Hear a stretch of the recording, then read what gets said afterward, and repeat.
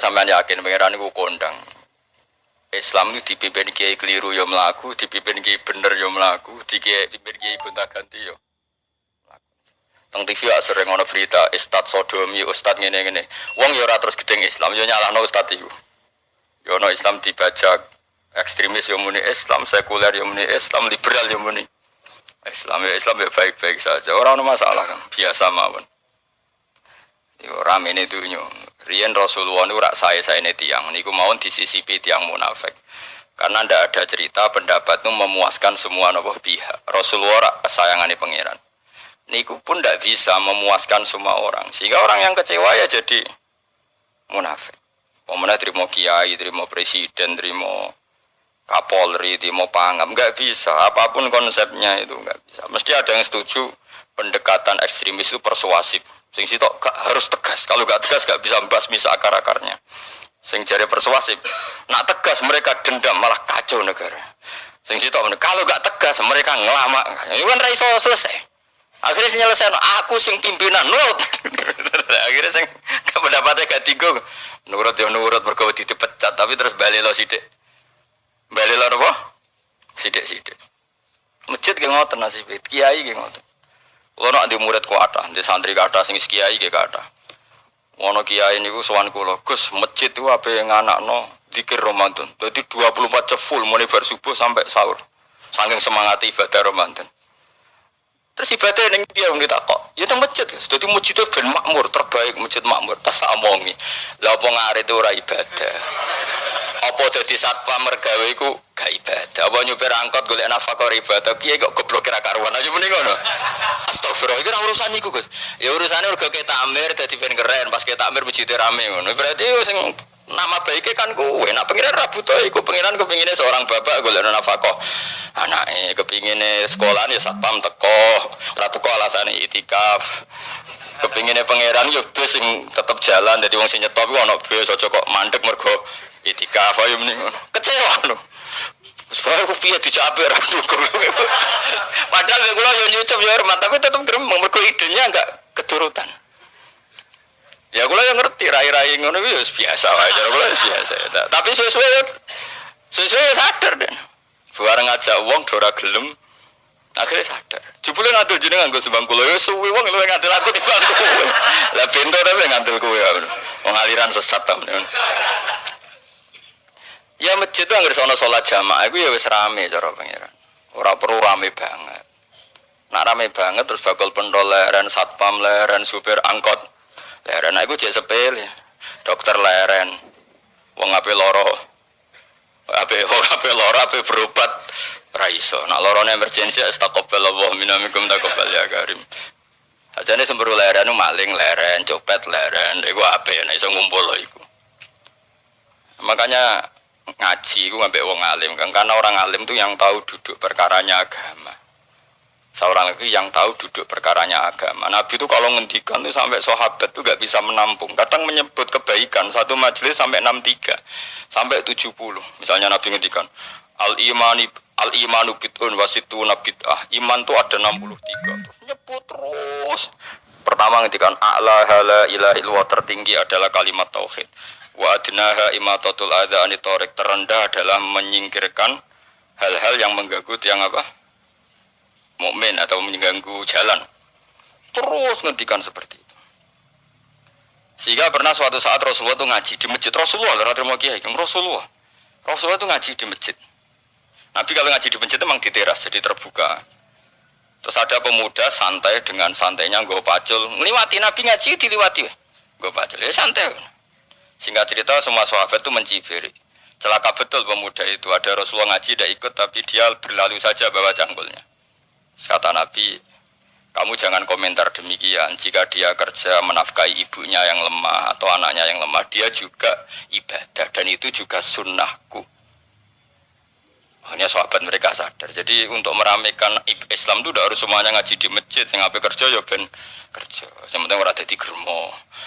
Orang pengedar narkoba itu. Itu orang kerja kang perusakan. Jadi sebetulnya orang itu nggak bisa mengatakan kerja mau pengedar narkoba itu ndak. Pengerusakan itu namanya. Tapi kayak adol pentol terus hal-hal yang halal itu namanya apa? Kerja. Dan kerja itu ibadah. efek dari perikiran ulama yang seperti ini, akhirnya masjid daerah ulama itu sepi-sepi. Mereka ngomong ngono terus wong wae nak ngono ora perlu ning masjid. Lah iku kesimpulane sing salah. Kok terus kesimpulane nak ngono ora perlu ning masjid bar saiki. Maksudnya orang ngono sing di aktivitas nggih monggo. Nek sing ada aktivitas timbang turu ning omah akhirnya aduk ibadah ning masjid aja aduk turu ning masjid. Nah, akhirnya daerah-daerah tertentu sing akeh ulama mesti masjidnya sepi tak jamin. Jajal gitu loh nih Rembang. Oh tambah sepi. Karena ulama cara berpikir, jong kerja ya, ibadah ngernet ya, ibadah mulang ya ibadah. Akhirnya orang masjid pas tarawih. Iku yang golek sing cepet. Tapi kunane kuno, Nabi sekalipun itu yang namanya orang yang mendengar tetap ada yang menolak. Konsep perang di luar kota itu kan secara teori militer itu rasional. Bikin kontak ya rasional. Tapi orang yang berpendapat tadi, ya Rasulullah kita di rumah saja, itu ya gelo. Kayak tadi orang yang ingin memakmurkan masjid kemudian kan saya seperti itu ya gelo. Kalau pikiran saya suatu saat dia sadar, intinya sadar, terus sowan saya sadar. Karena ya muridnya ada murid beda angkatan ya, dia semi-semi teman sama saya. Tak omong ngene, cong kowe nak pancen seneng masjid tenan, masjid itu juga jadi problem bagi umat. Misalnya gini, ojo sampai kenapa ora nyupir angkot demi nak mirno masjid, kenapa ora tugas satpam demi makmurno masjid. Berarti masjid ini menjadi problem penghalang dari sistem sosial ekonomi. Kowe seneng masjid darani problem, kowe seneng masjid dianggap kambing hitam. Ya sudah, sholat jamaah saja, sholat jamaah di masjid. Terus yang nganggur-nganggur ya ke masjid. Tapi kalau yang sibuk ya monggo, asal itu halal ya ibadah. Nanti kan Nabi setiap aktivitas muslim asal halal itu apa? Ibadah. Makanya kita harus. Nah, tapi kan pendapat seperti ini itu kan kadang dibantah juga. Tapi ke Ramadan Gus tahun pisan, mosok njenengan ra setuju. Tak bukti kalau dia hadun nafsi tak tes. Ya wis aku setuju, syaratnya ketuane takmir ra kowe. Dadi masjid rame pas kowe ra ketua takmir. Isen dene karena dia ingin punya prestasi. Berarti sawang wow pas dene ketua takmir hadun nafsi enggak? Hadun nafsi pasti dia itu cari. Jajal pengajian sing gede-gede. Mergo pengurus takmire kepengen pas era dene tau pengajian geden. Pas gak pengurus takmir terus ana pengajian geden. Wah opo rame-rame bareng. Padahal orangnya sama. Nah itu ulama itu tukang ngomong seperti itu. Mungkin menyakitkan, tapi ulama itu terus ngomong seperti itu. Supaya agama ini dibawa berdasar ikhlas, bukan hadzun nafsi. Bukan kepentingan pribadi. Tapi tentu ulama tetap ngomong, itikaf ya sunat, baik, kerja ya baik, amal lainnya asal baik ya baik. Ngomong gitu terus. Tapi kan mangkel loh akhir ulama. Karena bagi pengurus masjid baik itu pas Ramadan ya masjidnya rame. Bagi yayasan yatim piatu amal apik ya dikekno yayasan yatim piatu. Bagi KBIH, bagi travel amal apik ya umroh. Ya ora. Iki tenan kula raguyan. Mana mungkin travel umroh dalil kowe nek dhuwit luwih kekno cah yatim kekno masjid gak payu travel. Tapi dalile al umroh ilal umroh kafaratun lima bainahuma. Umroh itu yang mengkafaroi dosa. Jadi dan itu kersane Allah, orang macam-macam pikirannya kersane Allah dan baik-baik saja. Dunia diukal-akali ini ya baik-baik saja. Allah ya tenang aja tetap suka. Cuma ulama harus ngomong seperti saya. Jadi karena keterbatasan manusia sehingga yayasan yatim piatu mesti ngomong seakan-akan ibadah terbaik yang nyumbang yatim piatu. Nanti yang di travel ibadah terbaik ya sowan nabi umroh. Nanti sing jamaah torikoh ya ibadah terbaik itu torikoh. Semua dan itu semuanya baik gak masalah, kita ada. Tidak masalah. Tapi kalau memaksa orang lain harus seperti itu dan mengkerdilkan kebenaran hanya surahnya, gambarannya seperti itu, kita sebagai ulama harus melawan. Karena Nabi dawuh kebaikan itu sekian jumlahnya. Terus Nabi menyebut di satu majelis itu 60. Sampai yang diantara yang disebut itu nganti ono sing jorok. Wa fi buti ahadikum sedekah. Kowe ngeloni bojomu iku sedekah. Sampai sahabat takok, ya Rasulullah masa urusan gitu ibadah. Ayat haduna syahwatahu wa huwa la ilahi ajrun. Masa urusan kelon itu ganjaran ibadah. Terus Nabi jawab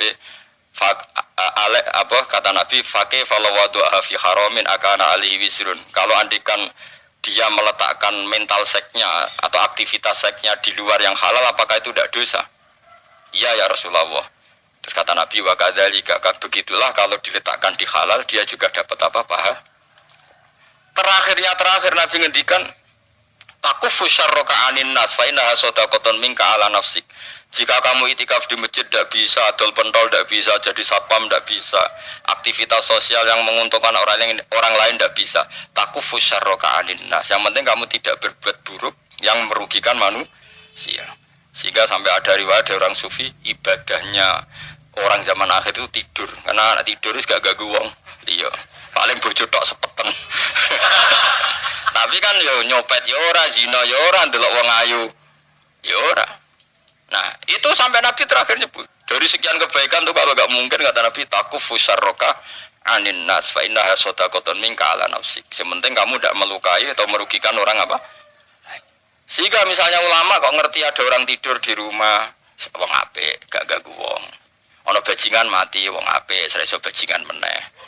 Nah, akhirnya masyhur orang krono bajingan mati, kiai tenan yo.